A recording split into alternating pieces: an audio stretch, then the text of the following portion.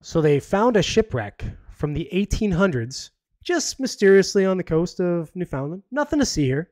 Just sitting on the coastline. Nobody found it before. It's just there. neat stuff. I'm going to read this article here. This is, who is this? This is The Guardian about this shipwreck here. Okay. So let's find out. Shipwreck mysteriously appears on Newfoundland coast. A coastal community in Newfoundland. Newfoundland, by the way, if you don't know where that is, that's up here in Canada. It's one of the very small provinces we have. Well, it's not actually that small, but it's one of our eastern provinces. A coastal community in Newfoundland has been left baffled and excited by the sudden and unexplained appearance of a centuries-old shipwreck on the sands of a nearby shore. Gordon Blackmore, a local resident, was hunting seabirds on the sandy shores of Cape Ray when he spotted a dark shadow under the turbid waters. It had not been there when he visited the spot just a few days earlier. He rushed back into the family home, shouting about the discovery. Come on, man, your editors are awful. You can't get rid of two abouts in a thing here. Shouting about the discovery. Like maybe that's what they were saying. You're shouting about the discovery. His mother told the Canadian press she grabbed her jacket and hurried to the beach to see it for herself. It's amazing. There's no other word for it. Cape Ray, a community of 350 on the southwest coast of Newfoundland, shares a common history with an island known as the Rock. It is the final resting site of at least 8 ships that fell victim to hostile weather, poor navigation, or plain bad luck. But what makes the latest discovery so unique is the unexplained nature of the wreck's sudden appearance. Neil Burgess, president of the Shipwreck Preservation Society of Newfoundland and Labrador, suspects the ship was freed by a combination of coastal erosion and the force of post-tropical storm Fiona, which destroyed homes in the region last year.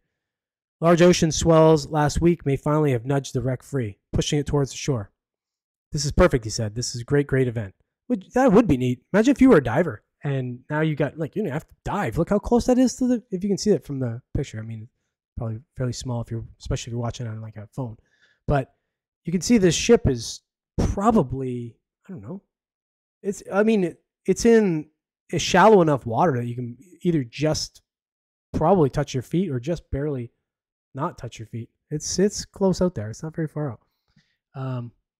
So that'd be awesome if you're a diver like that.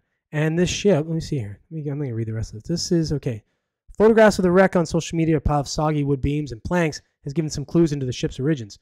Wooden dowels and copper pegs were commonly used in the 1800s, and the size at least 24 meters. So, for all you Americanos who don't know what a meter is basically a yard. So, we've got basically 70 feet or so. It's a big ship. Suggests the vessel was larger than a schooner.